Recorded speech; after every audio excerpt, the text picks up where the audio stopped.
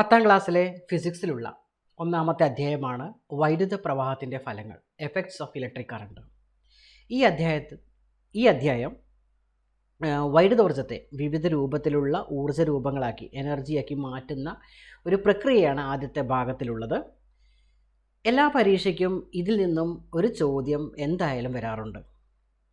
ഈ ഒരു ടേബിൾ പ്രത്യേകം ശ്രദ്ധിക്കുക. ഇലക്ട്രിക് ബൾബ് എന്ത് ചെയ്യും? വൈദ്യുതോർജ്ജത്തെ, ഇലക്ട്രിക്കൽ എനർജിയെ ലൈറ്റ് എനർജി, പ്രകാശോർജ്ജമാക്കി മാറ്റും. ഇൻഡക്ഷൻ കുക്കർ അത് വൈദ്യുതോർജ്ജത്തെ താപോർജ്ജമാക്കി മാറ്റും, ഹീറ്റ് എനർജിയാക്കി മാറ്റും. സ്റ്റോറേജ് ബാറ്ററി ചാർജ് ചെയ്യുന്ന സമയത്ത് വൈദ്യുതോർജ്ജം രാസോർജ്ജമാക്കി മാറ്റും, ഇലക്ട്രിക്കൽ എനർജി കെമിക്കൽ എനർജിയാക്കി മാറ്റും. അതുപോലെ മിക്സി ഇലക്ട്രിക്കൽ എനർജി മെക്കാനിക്കൽ എനർജിയാക്കി മാറ്റും, യാന്ത്രികോർജ്ജമാക്കി മാറ്റും.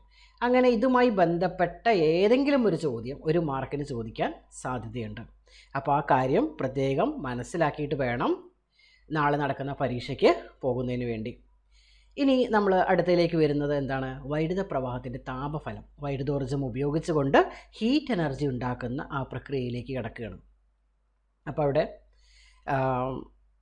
ഒരു ചാലകത്തിലൂടെ വൈദ്യുതി കടന്നു പോകുന്ന സമയത്ത് അവിടെ താപോർജ്ജം ഉണ്ടാകുന്നു എന്നുള്ളതാണ് നമ്മൾ മനസ്സിലാക്കുന്നത്. അവിടെ ഒഴുകുന്ന കറണ്ട് I=Q/T ആണ്. I എന്ന് പറയുന്നത് കറണ്ടാണ്, Q എന്ന് പറയുന്നത് ചാർജാണ്, T എന്ന് പറയുന്നത് സമയമാണ്. ക്യൂവിൻ്റെ യൂണിറ്റാണ് അല്ലെങ്കിൽ ചാർജിൻ്റെ യൂണിറ്റാണ് കൂളം, കറണ്ടിൻ്റെ യൂണിറ്റ് ആംപിയർ, ടൈമിൻ്റെ യൂണിറ്റ് സെക്കൻഡ്. അപ്പോൾ ആ കാര്യം ശ്രദ്ധിക്കുക. ചില ചോദ്യങ്ങൾ ഉണ്ടായേക്കാം. കറണ്ട് കണ്ടെത്തുന്നതിനുള്ള അല്ലെങ്കിൽ ചാർജ് കണ്ടെത്തുന്നതിനുള്ള ചോദ്യങ്ങൾ ചിലപ്പോൾ ചോദിച്ചേക്കാം. ഇനി നമുക്ക് ഇവിടെ ജൂൾ നിയമത്തിലേക്ക് കടക്കുകയാണ്. അതിൻ്റെ മുമ്പ് പൊട്ടൻഷ്യൽ വ്യത്യാസവും അതുപോലെ ചാർജും തമ്മിലുള്ള ഒരു പൊട്ടൻഷ്യൽ വ്യത്യാസവും വർക്കും പ്രവൃത്തിയും തമ്മിലുള്ള ഒരു ബന്ധം നമുക്ക് കണ്ടെത്തേണ്ടതുണ്ട്. ഇപ്പോൾ നിങ്ങൾ സങ്കല്പിക്കുക, എ എന്നും ബി എന്നും രണ്ട് ബിന്ദുക്കളുണ്ട്. എ എന്നും ബി എന്നും രണ്ട് ബിന്ദുക്കൾ. ആ എ ബി എന്നീ രണ്ട് ബിന്ദുക്കൾക്കിടയിലുള്ള പൊട്ടൻഷ്യൽ വ്യത്യാസം വി ആണെന്ന് വിചാരിക്കുക. പൊട്ടൻഷ്യൽ ഡിഫറൻസ് വി ആണെന്ന് വിചാരിക്കുക. ക്ലിയർ ആണല്ലോ? രണ്ട് ബിന്ദുക്കൾ എ എന്നും ബി എന്നും, അവയ്ക്കിടയിലുള്ള പൊട്ടൻഷ്യൽ വ്യത്യാസം അല്ലെങ്കിൽ പൊട്ടൻഷ്യൽ ഡിഫറൻസ് എന്ന് പറയുന്നത് വി ആണ്. അപ്പോൾ എയിലുള്ള ഒരു ചാർജ് ഒരു ക്യൂ ചാർജ് ഉണ്ടെന്ന് വിചാരിക്കുക. എയിലൊരു ചാർജ്, അതായത് ക്യൂ എമൗണ്ട് ചാർജ് ഉണ്ട്. അതിന് നമ്മൾ ബിയിലേക്ക് മാറ്റാൻ എന്ത് ചെയ്യണം? ഒരു വർക്ക് ചെയ്യണം അല്ലെങ്കിൽ ഒരു പ്രവൃത്തി ചെയ്യണം. മനസ്സിലാവുന്നോ? അപ്പോൾ എയിൽ നിന്നും ബിയിലേക്ക് ഒരു ക്യൂ എന്നുള്ള ചാർജിനെ മാറ്റുന്നതിന് നമ്മളൊരു വർക്ക് ചെയ്യണം അല്ലേ? അപ്പോൾ ആ വർക്ക് എന്ന് പറയുന്നത് എന്താണ്? W=Q/V ആണ്. W=Q/V, അതായത് W എന്ന് പറയുന്ന പ്രവൃത്തി, വർക്ക്, Q എന്ന് പറഞ്ഞ ചാർജാണ്, V എന്ന് പറഞ്ഞാൽ പൊട്ടൻഷ്യൽ വ്യത്യാസമാണ്. അപ്പോൾ ഈ കാര്യം പ്രത്യേകം ശ്രദ്ധിക്കുക. ഒരു പരീക്ഷയ്ക്ക് ഇങ്ങനെ ചോദിച്ചിട്ടുണ്ടായിരുന്നു.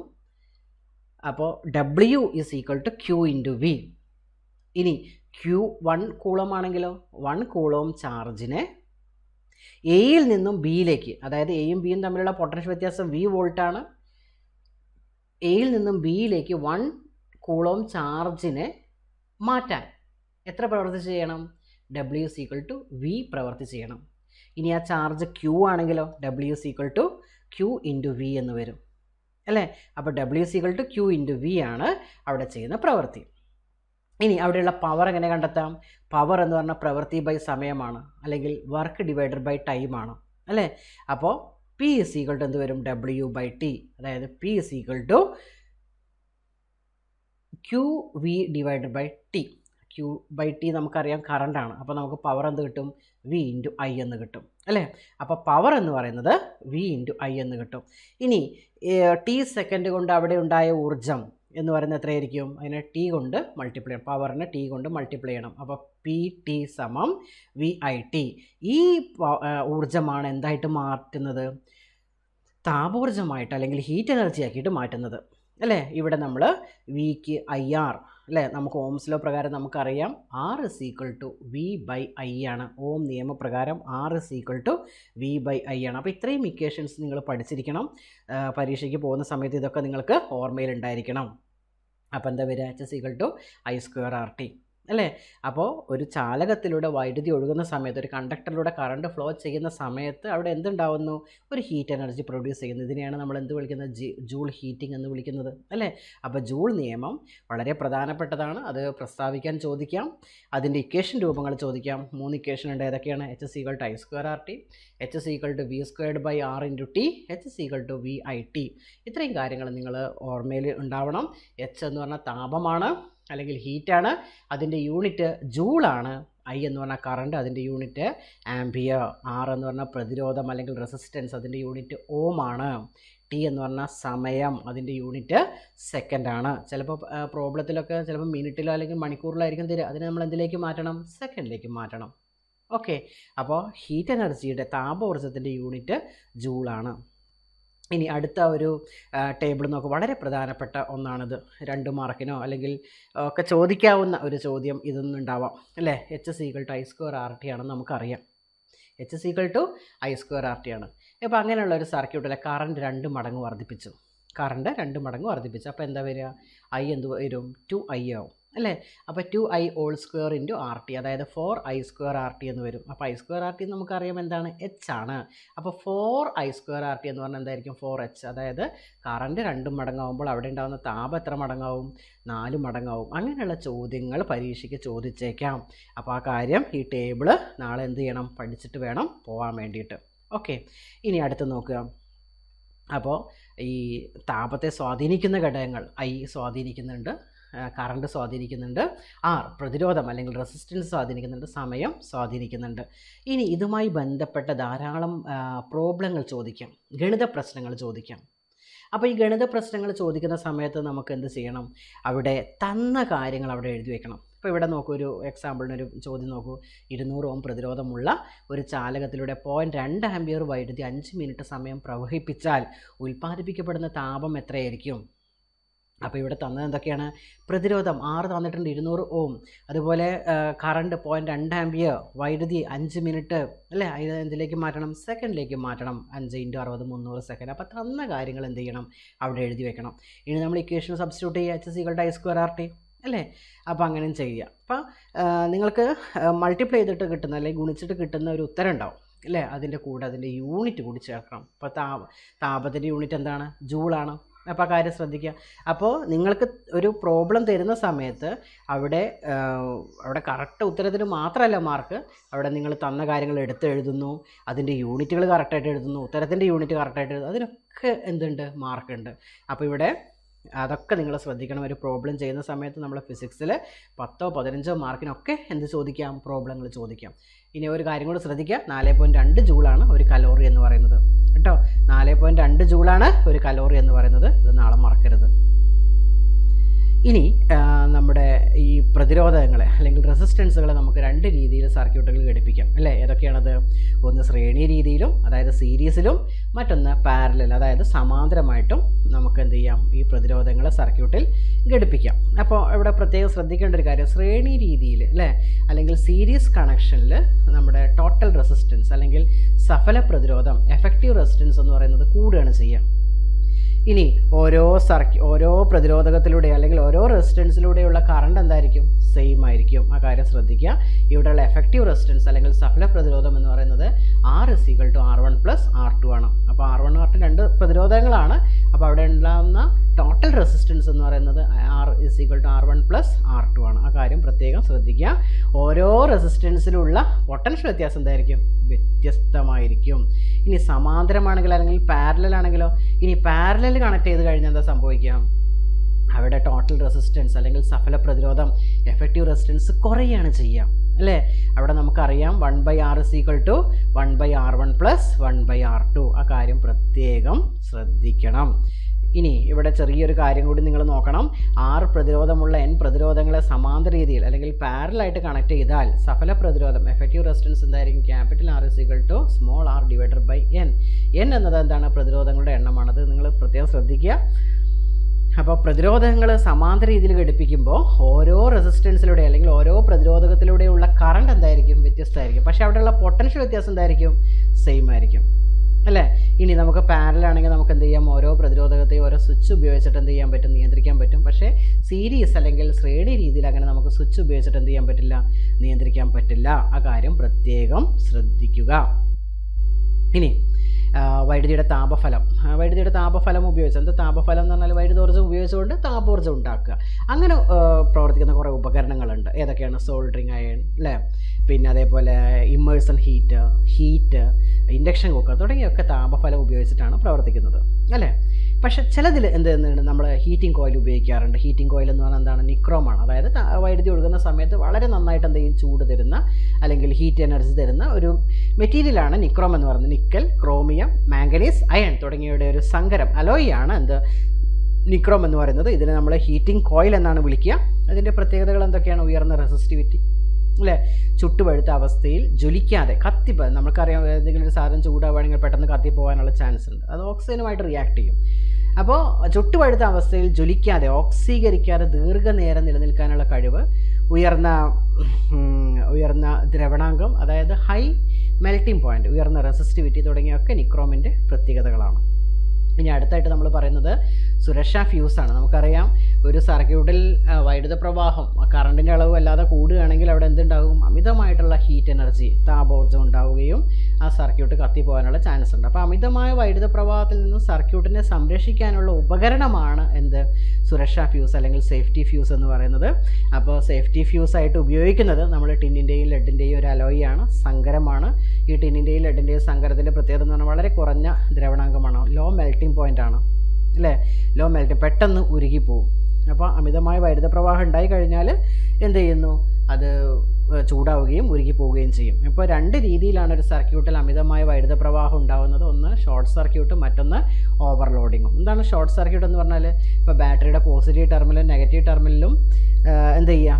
നേരിട്ട് കോണ്ടാക്റ്റ് വരിക. അതായത് ഒരു പ്രതിരോധവുമായിട്ട് സമ്പർക്കമില്ലാതെ നേരിട്ട് പോസിറ്റീവ് ടെർമിനൽ, നെഗറ്റീവ് ടെർമിനൽ അല്ലെങ്കിൽ മെയിൻസിൽ ഫേസും ന്യൂട്രലും തമ്മിൽ നേരിട്ട് കണക്റ്റ് ആവുന്നതിനാണ് ഷോർട്ട് സർക്യൂട്ട് എന്ന് വിളിക്കുന്നത്.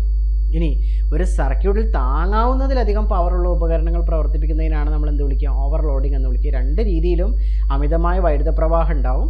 അപ്പോൾ അമിതമായ വൈദ്യുത പ്രവാഹം ഉണ്ടായാൽ അതിന് അനുയോജ്യമായ ആംബിയറേജ് ഉള്ള എന്തുപയോഗിക്കണം? ഫ്യൂസ് വയർ ഉപയോഗിക്കണം. ഇനി എന്താണ് ആംബിയറേജ് എന്ന് പറഞ്ഞാൽ? ഒരു ഉപകരണത്തിൻ്റെ പവറും അതിൽ നൽകുന്ന വോൾട്ടേജും തമ്മിലുള്ള അനുപാതമാണ് അതിൻ്റെ ആംബിയറേജ് എന്ന് പറയുന്നത്. അതായത് power divided by voltage. Okay, അപ്പം നമ്മൾ ഒരു 5 ആംബിയറാണ് 5 ആംബിയറിൽ പ്രവർത്തിക്കുന്ന ഒരു ഉപകരണത്തിന് നമ്മളൊരു ഫ്യൂസ് വയർ ആയിട്ട് ഉപയോഗിക്കേണ്ട 5ൽ കൂടുതൽ ആംബിയറേജുള്ള ഒരു ഫ്യൂസ് വയർ ഉപയോഗിക്കണം, അല്ലേ? അതിൽ കുറയാനും പാടില്ല, വല്ലാണ്ട് കൂടാനും പാടില്ല. അപ്പോൾ ഒരു 5.5 അത്ര മതി, അല്ലേ? 5.5 അല്ലെങ്കിൽ 6 വരെ നമുക്ക് ഉപയോഗിക്കാം ആംബിയർ. അപ്പോൾ അല്ലാതെ 10 ആംബിയറേജിൻ്റെയൊക്കെയാണ് ഉപയോഗിക്കുന്നതെങ്കിലോ അത് ഉപകരണം കത്തിപ്പോയാലും ഫ്യൂസ് വയർ കത്താതെ ഇരിക്കും. അപ്പോൾ ആ കാര്യം നിങ്ങൾ ശ്രദ്ധിക്കുക. അടുത്തത് വൈദ്യുത പവറാണ്. നമുക്കറിയാം, പ്രവൃത്തി ചെയ്യാനുള്ള കഴിവിനെയാണ് നമ്മൾ എന്ത് വിളിക്കുക? വൈദ്യുത പവർ എന്ന് വിളിക്കുക. വൈദ്യുത പവർ അല്ല, പവർ എന്ന് വിളിക്കാം.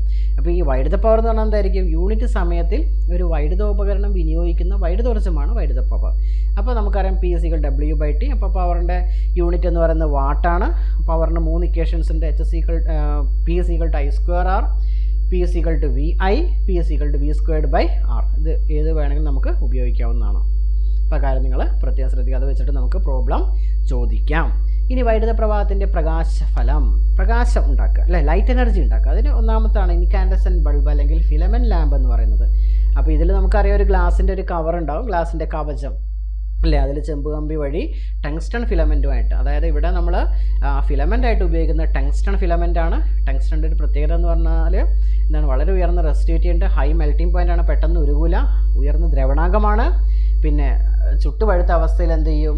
ധവളപ്രകാശം, വൈറ്റ് ലൈറ്റ് എമിറ്റ് ചെയ്യും, white light പുറത്തുവിടും.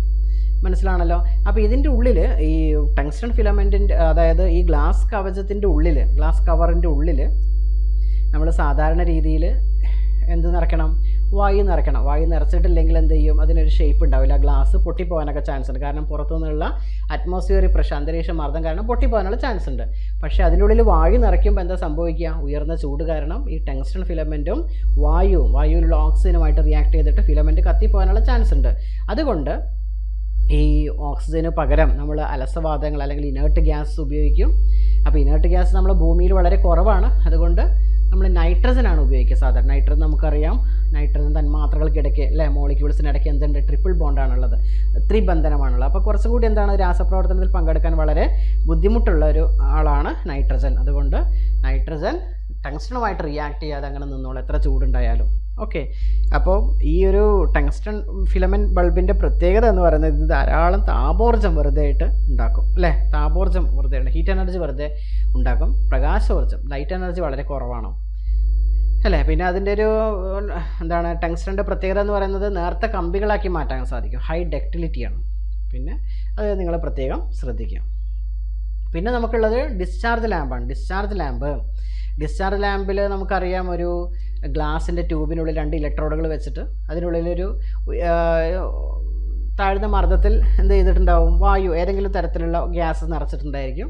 Sodium vapour lamp, arc lamp, അങ്ങനെയുള്ള കുറച്ച് കാര്യങ്ങൾ അല്ലേ. അപ്പോൾ അതിനുള്ള ഇലക്ട്രോഡുകളാണുള്ളത്. ഇലക്ട്രോഡുകൾക്ക് ഉയർന്ന വോൾട്ടേജ് നൽകുന്ന സമയത്ത് അത് എന്ത് ചെയ്യുന്നു, അതിനുള്ളിലുള്ള തന്മാത്രകളെ ഹയർ എക്സൈറ്റഡ് ലെവലിലേക്ക്, ഉയർന്ന ഊർജ്ജനിലയിലുള്ളൊരവസ്ഥയിലേക്ക് എത്തിക്കുന്നു. അപ്പോൾ അവയ്ക്ക് അവിടെ എന്ത് കിട്ടില്ല, സ്റ്റെബിലിറ്റി കിട്ടില്ല, സ്ഥിരത കിട്ടില്ല. ആ തന്മാത്രകൾ എന്ത് ചെയ്യും, സ്ഥിരത ലഭിക്കുന്നതിന് വേണ്ടിയിട്ട് താഴ്ന്ന ഊർജ്ജ നിലയിലേക്ക് വരികയും അപ്പോൾ അതെന്ത് പുറത്തുവിടും, എന്തെങ്കിലും വികിരണോർജ്ജം, ദൃശ്യപ്രകാശം പുറത്തുവിടുകയും ചെയ്യുന്നത്. അങ്ങനെ പല നിറത്തിലുള്ള, അതായത് ഈ ഡിസ്ചാർജ് ലാമ്പിൽ നിറച്ചിട്ടുള്ള വാതകത്തിൻ്റെ സ്വഭാവത്തിനനുസരിച്ച് വ്യത്യസ്ത നിറമുള്ള പ്രകാശം നമുക്ക് ലഭിക്കുന്നു. അതാണ് അതിൻ്റെ ഒരു പ്രത്യേകത.